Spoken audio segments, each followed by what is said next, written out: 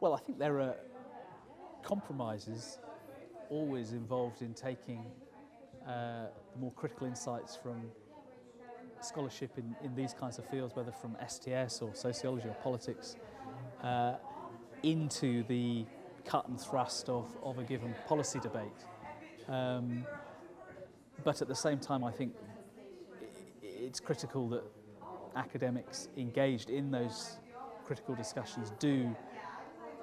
try to explore and advance the application of our insights, our ideas in policy and in practice. And with something like the metrics review that we've just done in the UK, that was very much the intention. We pulled together a multidisciplinary group including critical scientometricians, people from science policy, but also natural scientists, people from a range of arts, humanities, social science disciplines, to try and combine more critical insights with more pragmatic considerations about how you do run a funding system, how you do set research policy. So I think we need to keep trying to do it. It's not always easy, and there come points where often you feel the integrity of the theoretical or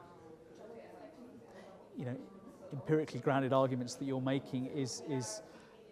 bumping up very acutely and directly with the more pragmatic technocratic considerations of a particular policy discussion. But I think as long as you as individuals are also reflexive about your role in those processes, it can be done productively. Well, I think the most important thing is that we use a diverse basket of indicators, and a lot of the problems that we see with respect to the inappropriate use of metrics, of quantitative indicators in the research system boils down to far too much emphasis being placed on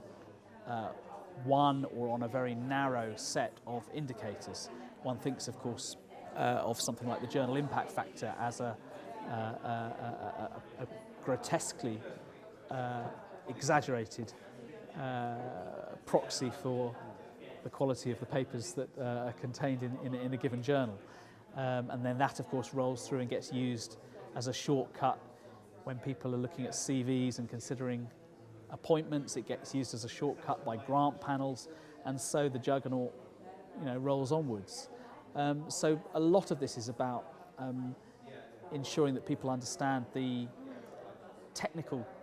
problems with some of those indicators, the fact that they aren't robust in any meaningful sense, and that they are then used, if at all, as part of a much more rounded set of indicators that can give you a way of recognising the full richness, the full diversity of what a given individual researcher is doing, what a given field is doing, what a given department is doing, etc. And this is also where alternative metrics for impact of various kinds, societal impact, policy impact, can really help, because they are telling us important things about the contribution that a researcher or a department or a research field is making beyond simply the uptake of that research in the scholarly literature. And for fields that have any ambition to engage and have meaningful interactions with the wider world, whether engineers trying to design widgets for industry or social scientists trying to improve public policy in a given arena,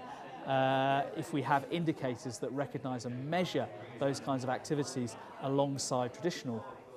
bibliometric indicators, then we will gradually build a system that is supportive of a plurality of research paths and research careers. And the final point I'd make is about equality and diversity, that with conventional bibliometrics there are real legitimate concerns about the negative implications of some metrics in respect of gender, other dimensions of equality and diversity, the gendered nature of citation, and that's something we need to take real care to account for in any metric system that we design.